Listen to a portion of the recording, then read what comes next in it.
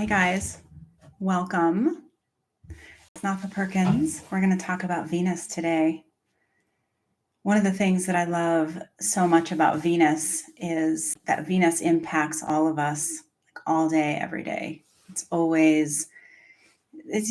that Venus is a person, but Venus we can look at almost as if Venus in the sky is a teacher for us. It's a guide. And Venus as a guide is always in our ear. We each have Venus in our chart as well, but Venus is always talking to us about what we value and what we want and what we want more of. So this talk today, as we are going to look at Venus changing signs, and it's a momentous sign change because Venus has been in Pisces, which is a sign that she loves to be in, but she hasn't had an easy time of it. She's had to have these, we'll call them business meetings with all of these other energies, which are also inside of you. So that's one of the ways that I look at astrology is it's as if we have each of these planets that act as guides internally for each of us that are informing us, that are hopefully pushing us towards more consciousness. That isn't always true for everybody because not everybody is doing a life of consciousness on the planet. But if you're attracted to astrology and you're interested in this stuff, you're probably trying to better yourself in some way. And really, that's the key. You always hear me say this in all of my videos, the key to changing the world, to changing the vibration on the planet, which is a fancy way of saying, like, can we bring more contentment into our experience? The key to that overall is by doing our own personal work. And our personal work must contain space to consult with our teachers, our guides. And so these planetary energies are archetypes. It's not that the planets are our gods. They're not ruling us from above, but they are here to advise. And even that is a little bit off center from what I'm really getting at, which is that if we are willing to look at these different facets of ourselves with consciousness, and we're willing to say, hey, what's here? What's going on? Why is this happening? That's where we start to understand ourselves better. We start to understand what's driving us. And a lot of times the unexamined life is driven by desire. I want something, and our desires are distorted. I want more money. I want a beautiful piece of jewelry. I want to take a fancy vacation. It's not that we don't want those things. And these are Venus things, right? Like desire definitely falls under the auspices of Venus because Venus is that energy that's like, hey, let's do more. Let's get more. Let's feel better. Let's experience pleasure more often. And because of how we're programmed in society, we look at that like, oh, I'll feel better if I take a vacation, or I'll feel better if I have more money. And so the unexamined Venus desires, like I said, they bring us to more emptiness, actually, because it's not really the pleasure that we're seeking. We want to go underneath and figure out what is it that we really want. So when we're looking at Venus making big moves in the sky, as she has been for the last few years, we're all making those proverbial big moves within our own lives, our own consciousness. And in the case of Venus, it relates to money, which we all want more of, and we all put on a pedestal. And it relates to love and passion and desire and romantic love, which is something that we all want more of. We all want, we have these idealized stories about love and money. And then the third part of the tier is that we have to look at our self-confidence and our sense of worthiness, our sense of self-worth, which can really, depending on where we're at, it can cause results over in the land of love or in the land of money. So a lot of times when we're looking at Venus stuff, we start straight off with our inherent sense of lack. Because most people, I think unless you're either really optimistic and you're really one of those very light-hearted beings, and there are some people out there that are like that lack is something that pervades all of our experiences quite often. And I think some of it is cultural. right? We see the haves and the have-nots. And then a lot of it has to do with how we were raised, whether we were getting the attention, the love, the accoutrements that we thought we needed. So we come to the table with all sorts of story about what we don't have and what we wish we had more of. And so that is Venus. So we look at Venus as the guide, and we assume that all of our guides are loving and have our best interests at heart, but they are trying to teach us something. So, for example, you can look at the Venus in your chart. You can look at what sign your Venus is in, and that will give you some very interesting information about what drives my Venus, what drives my guides, what is my Venusian guide trying to teach me about. So you can find your Venus sign on any free website online. And then you can also look at the house that your Venus falls in. So if you don't have an exact birth time, you won't be able to know this. Otherwise, you can look at the house, and the house tells you about the area that your guide is most concerned with. And so when we're looking at our relationship to money, to love, to self-confidence, we can understand what are we as a soul here to learn? What are we here to explore and examine? And that is how we can look at Venus through the lens of our own chart. Now, Venus in the sky, which is what I'm kind of talking about here today, Venus in the sky also functions as a guide. And this is the kind of guide that is helping us to evolve and grow as she is moving through all of these different planets. So over the last few years, Venus has just had a rough time of it. And we could say, like, our money and our love have had a rough time of it.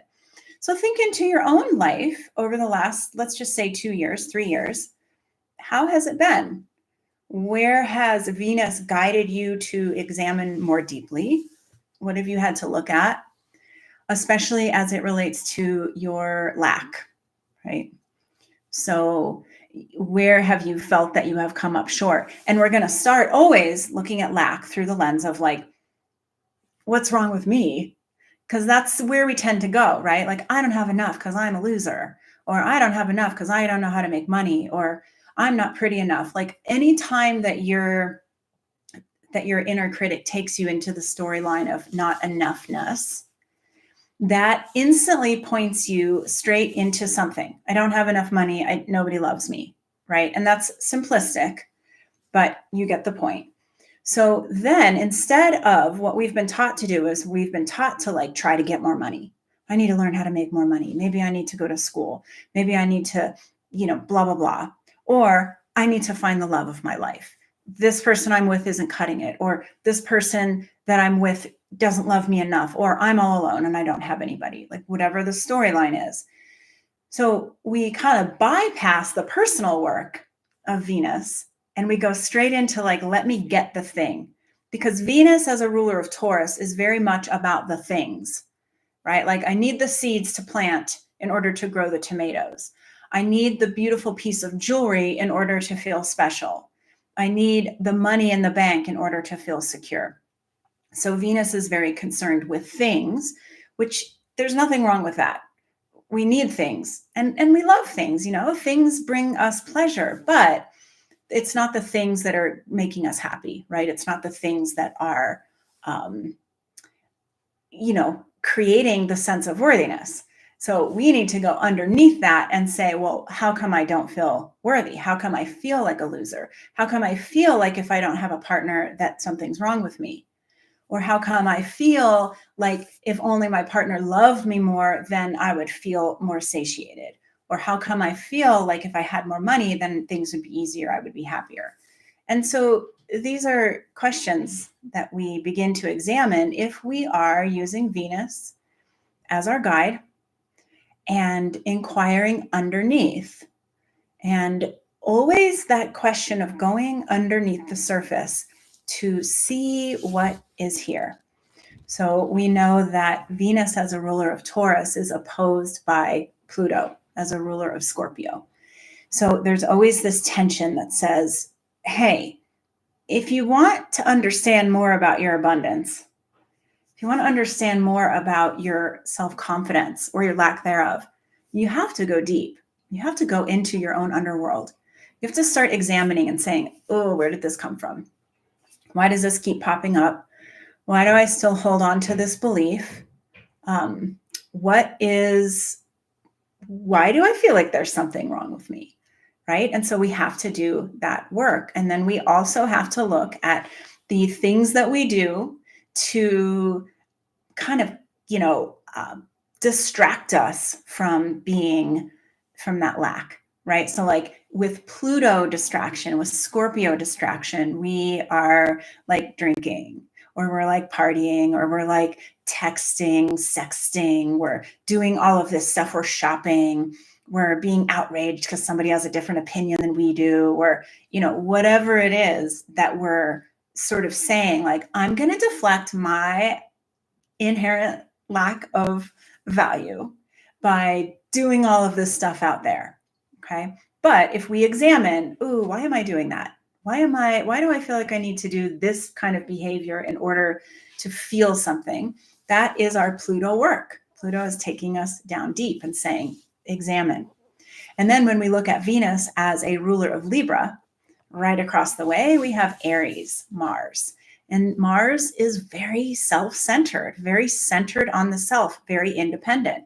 So then we look at that aspect of ourselves that's like, am I independent or am I dependent? Am I moving with passion and with purpose, which is a Mars thing? Or am I too concerned with who's back there and who's not paying attention to me? So I'm just giving you a baseline of Venus and how we all have these Venus qualities. We all stumble around in the dark feeling like we lack. We all feel like the light is in more money, in better partnership. But the truth is that Venus is here to say, hey, just look at everything. Look at it as a big picture and pull what is interesting to you out. So as Venus has been over the last few weeks, traveling first of all retrograde, and then having to cross over Saturn and the North Node, and then going direct, having to cross over Saturn and the North Node again, and now is finally moving into Aries in the next few hours. And then she's going to meet with Neptune. So Venus is changing signs from Pisces, where we've all felt this confusion. Like, what is the story with money? And think back. I am recording this in April of 2025. So if you're listening to this in the future, you can think back to what was going on in just the month of April in 2025. Think about your money story. What has been going on for you? What has been going on in the world? It's been wild out there. The financial systems have been very wobbly, very questionable. That's very Piscean, right? With Pisces, we have to come to the understanding that we are not in control of the money, that there is some higher power in control of the money. So it doesn't matter how much we scramble, how much we strive to make, how many moves we're making, it's out of our hands.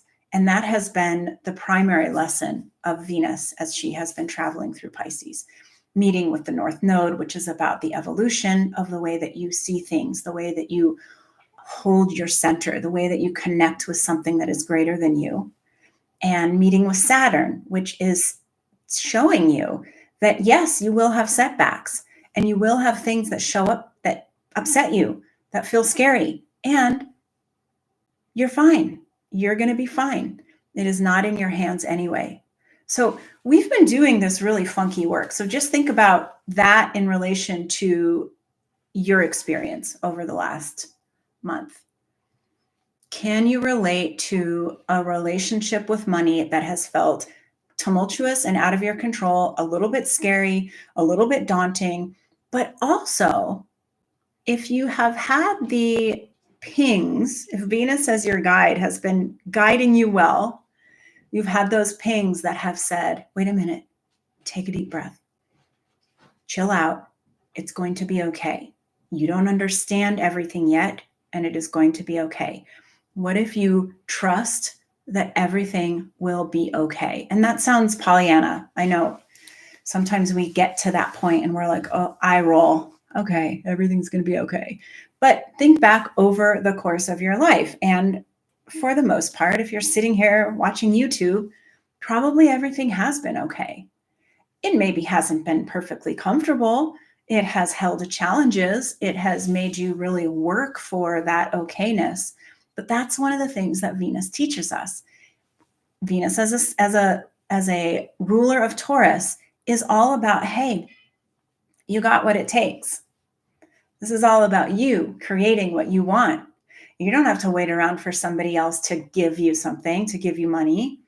You don't have to wait around for somebody else to validate you and say that you're worthwhile. And you definitely don't have to wait around for some romantic love to show up to tell you that you're worth it, because none of those things last, right? It's like somebody comes along and says, oh, you're so amazing. I love you so much. And then it turns out later down the road, they were just love bombing you. They're a narcissist. Like, that doesn't do you any good. You weren't able to hold on to that love. Or somebody gives you money. The government gives you a stimulus check. Great. How exciting. Well, a week later, it's gone. The money's spent. Not going to get that back. But when we learn to build our own worth by doing things, by saying, hey, I did that. Hey, I remember how to do that. So if I need to do it next time, great. This is like where we are learning to validate our own selves, because we've done it. We have fallen in love with ourselves. We have made the money. We will be able to do that again. So that's one of the things that Venus is reminding us as it's been moving through all of this difficulty, is like, hey, it's not really in your hands anyway. Like, there's something out there that is much greater than you or I can even comprehend, that is pushing things along. I call it the always optimizing universe, or the dynamic field of awareness. And at the same time, we're still humans. We still have these bodies. We still have to do this stuff. And we're totally capable of at least making the situation more pleasant, even if that just means changing our mind about something, or changing our position. Like, oh, I've got to stretch. Oh, I need to go get a glass of water. Like, we have that control. And Venus teaches us about that control. But Venus, through Pisces, meeting with the North Node and Saturn and retrograding and all of this stuff, was reminding us, hey, you don't have to control it all. In fact, you cannot control it all. You can control some very specific things that are in your immediate experience. And in a way, that's so refreshing, because I don't want to have to control it all. You don't want to have to control it all, right?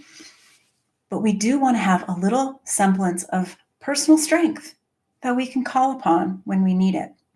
So now, as Venus is moving into the sign of Aries, she doesn't like to be in Aries. Aries is ruled by Mars, which is where Venus is in detriment. Venus is like, I'm very uncomfortable because I like to be in relationship, and I like to be beautiful and appealing and flirtatious. And when I'm in the sign of Mars, when I'm in the sign of Aries, under the planetary energy of Mars, I have to be more independent. Okay, so that means for all of us that all of this spiritual work that we've just done with Venus, with our money, with our romances, right? We've had to learn, like, I do have control of some things. I can definitely change my perspective. I can definitely work on my own self-confidence. And I can make money if I need it, right? We've learned that. And we've also learned that I have to give a bunch of it away and just allow things to happen as they will. Let the cards fall where they lay. And now we move into Aries. So we're going to take some of that, what we've just learned, and we're going to use it as Venus starts in this whole new adventure, because Venus once again has to meet with Neptune. This time Neptune is in Aries. Neptune is the spiritual teacher in the zodiac. Neptune is also a guide for us. All of these planets are guides. Neptune is our guide that reminds us once again, it's not up to you, right? There's a higher realm that is working in partnership with you, that is guiding you, and that is, making you wait. Neptune makes us wait. Neptune makes us work with the idea of patience. And we don't really like that. We don't really like to be patient, and yet we have to be. But imagine Neptune patience combined with Aries impulsive action. It's a little hard for us to wrap our minds around, and we're still going to have to figure out what exactly that feels like. This is new energy for all of us. But we have Venus entering, and Venus immediately is going to have a meeting. So when it comes to your money, your romance, your self-confidence, your relationship to pleasure and abundance, and all the stories that you have carried with you over the course of your life relating to all of those things, this is another big spiritual piece. So it's spiritual, but it's also moving you toward what you feel passionate about, right? So if we've been reevaluating our value system and understanding, like, God, money doesn't actually buy me the kind of happiness that I want. It makes it easier, but it doesn't buy me happiness. Or even love. Finding true love does not make my life always easier, right? I'm still bumping up against all of my old stuff. And in fact, now I have this partner and we're bumping up against each other as well. And that's just being a human, right?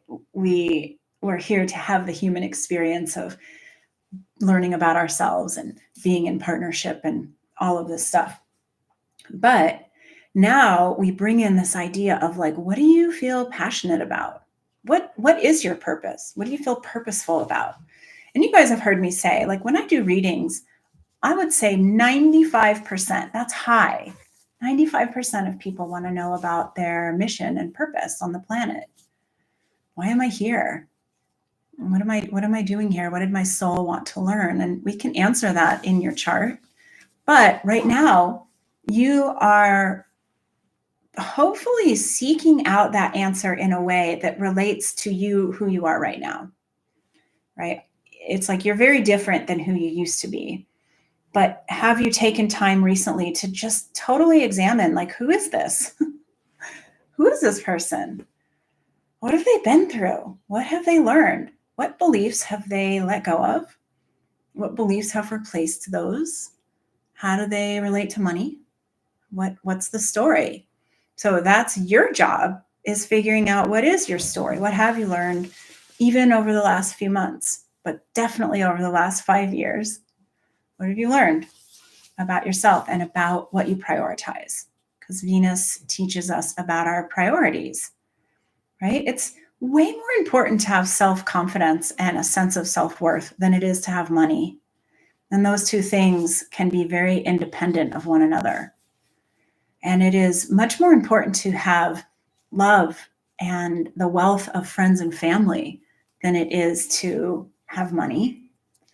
And it's more important to have love that feels good, that feels balanced, than it is to just have some relationship that, doesn't make you feel good. So we're in this process, and everybody's priorities are going to be different. But we're in this process right now of figuring that out. And so as Venus moves into Aries and has to immediately meet with Neptune, that comes into question.